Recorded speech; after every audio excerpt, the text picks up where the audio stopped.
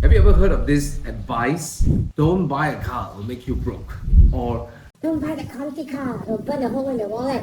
well, that's sort of half true because there is always another side of that story. And I think by just blanketing that statement, it will do two things to car enthusiasts. Number one, some car enthusiasts will be completely discouraged from pursuing what they love, which are cars, right? Cars are amazing. If you love cars, you should be able to enjoy some of them. Or it creates a second kind of car enthusiast who make some mistakes. You go in, buy a car, and then you kind of get into that category. But here's what I think. I don't think it's entirely true because cars incur expenses, period, right? And just like any other expense in our life, if we don't put a lid on it, if we don't have a control of it or discipline or strategy around it, then of course it will ruin our life, right? We could easily apply that on holidays, gadgets, maybe even fashion, shopping, right? In this video, I'm going to share with you the mistakes I've made. And as a result of those mistakes I've made and talking to people who are not only spend lavishly in their life, they also have great financial discipline. So I came up with a rule that really helped me to have the freedom to enjoy cars while also ensuring I'm on the path of real financial responsibility and growth, all right? So this is all in this video. Hey guys, I know this is not the usual video that I do the budgeting video and stuff like that, but I just wanted to give more context why I always come to the calculation of 20% of the total income or 30% of the total income can be spent on that car, and then it kind of give you the idea of how much I would need to earn to own a certain car. Now, I know some of you on the YouTube comments say that, well, it's pretty easy, right? If you take the car's total value, if your annual income is equivalent, then you can do it. Yeah, that's a very easy way to look at it, and it's not wrong. But I want to give context around this number. And of course, by going through the calculation, it gives you a wider scope of why this number exists. Now, I'm going to dive right in, but before that, I want to give a big disclaimer. I am not a professional financial advisor. If you need professional financial advice, please look for one, okay? And this content is not meant to be a substitute for that. So go seek professional financial advice if you need one, and I highly encourage you to do your own research, due diligence, because after all, it's your finance, okay? What I meant to do in this video is to give a sort of information, a different perspective, education, but more importantly, giving you a different perspective into, empowering you, in managing your finances when it comes to cars, right? But if you really got all of that sorted out, then you don't need this video, right? So let's jump right in, okay? Cars are expenses, right? Let's not, cars incur expense. That's a fact that we can't run away from, okay? So whether it's an appreciating value car or depreciating value cars, if you have an appreciating value car, then you're very lucky. But no matter what, you will incur expense because there's road tax, insurance, repair bills, maintenance, blah, blah, blah. So it's always going to incur expense, okay? And of course, for some people, including myself, we leverage on the bank to own cars. So we have car loans, right? So all of that are expenses. And I always keep a lid to 20 and 30%, but it's not as straightforward as what it is. I want to take a little step back to give you why I've created this rule. I'm going to say a rule, but a lot of people might go, oh, it's a rule. So it's like something that restricts me. But look at it this way. A rule is something that gives you confidence and peace. For example, if we didn't have a left lane or right lane rule, if you go out and drive, you'll be really scared, right? Because you don't know what people are going to do, right? So, a rule gives you some sort of predictability, okay? And that's why it's really helpful when it comes to budgeting, when it comes to managing your finances. Those rules will give you the freedom to enjoy, okay? Just like the lanes on the road, okay?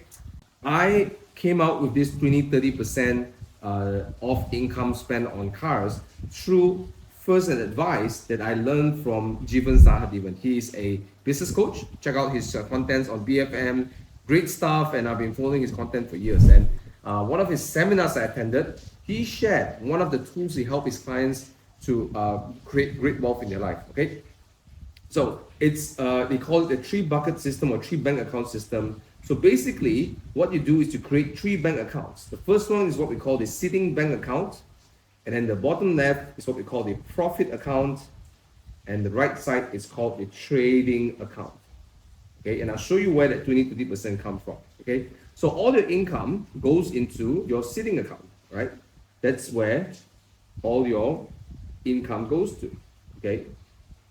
And what happens is that you will split your income into profit and trading account. Now, some of you are employees, your employment income go into the saving account, all your bonuses, your part-time gigs or ang baos or windfall, whatever is it, just put it into the saving. Same goes for investors and business owners, self-employed, whatever, right? All your income goes in the saving account, okay?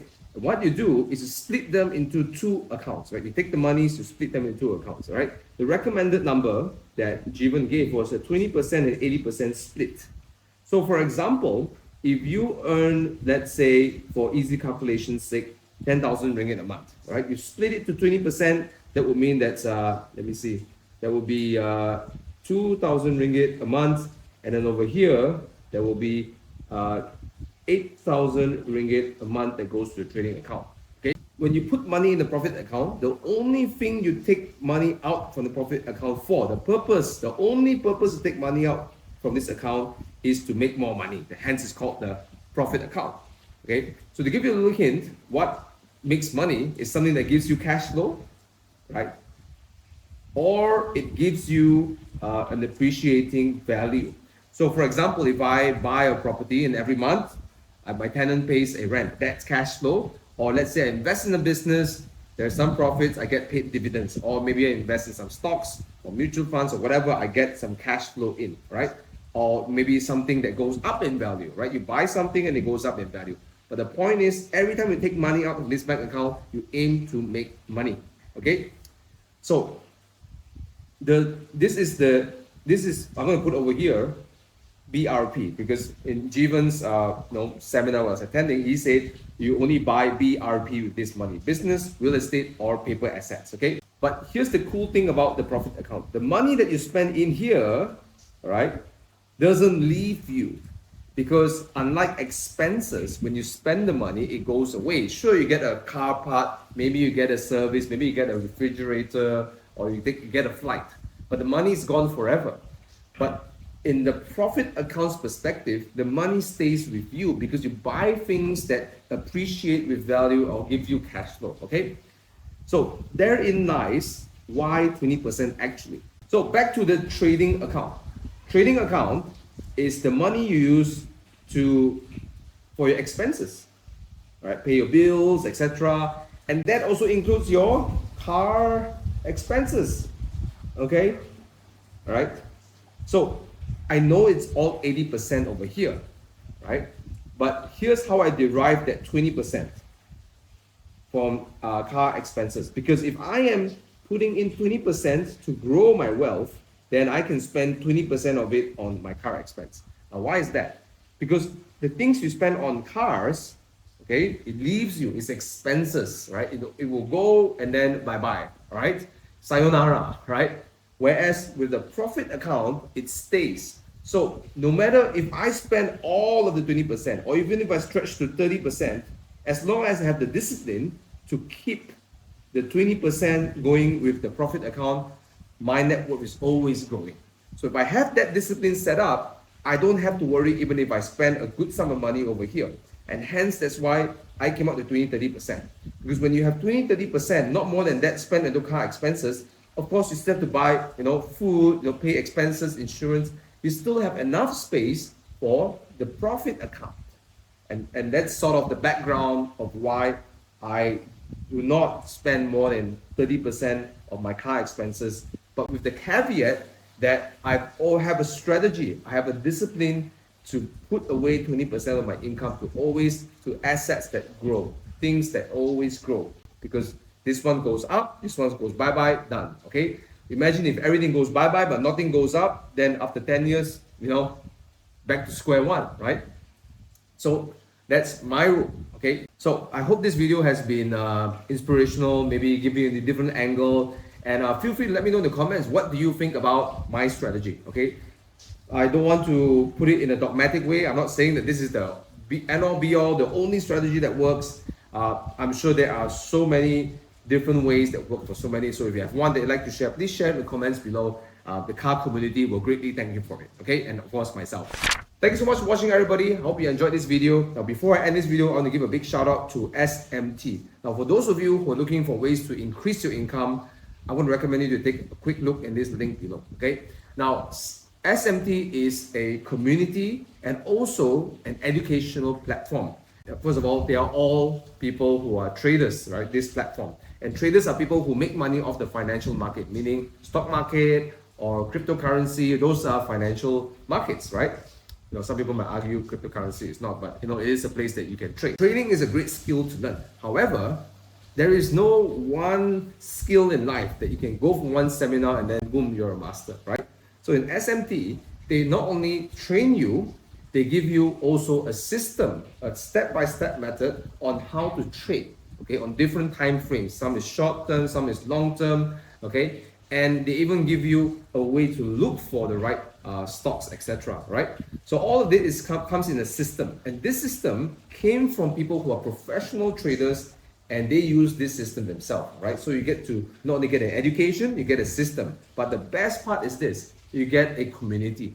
So you get to engage with people who are professional traders or people who are starting to learn to trade. But the point is that you have a community. And I learned this from a mentor who is the founder of SMT. He says trading is a lifelong skill, right? So having that community allows you to keep getting engaged and growing that skill. So I highly recommend SMT if you're looking for new ways to earn income, because you want to increase the amount that comes to sitting account so you can enjoy more money. Take a look at SMT, right? Link in the description below to check out one of their webinars. So they will share with you on the preview how their system works, okay? So that's it for this content. Thank you so much for watching. And if you enjoyed this content, please help me hit the like button, subscribe to my channel, and let me know in the comments what other contents that you'd like me to cover, all right? I wish you all the best in this year because we just got into year 2024. And if you want to hit me up any questions, just send me a message on Instagram. I'll hit it back to you, right? Love you guys. Keep it 100% and peace out.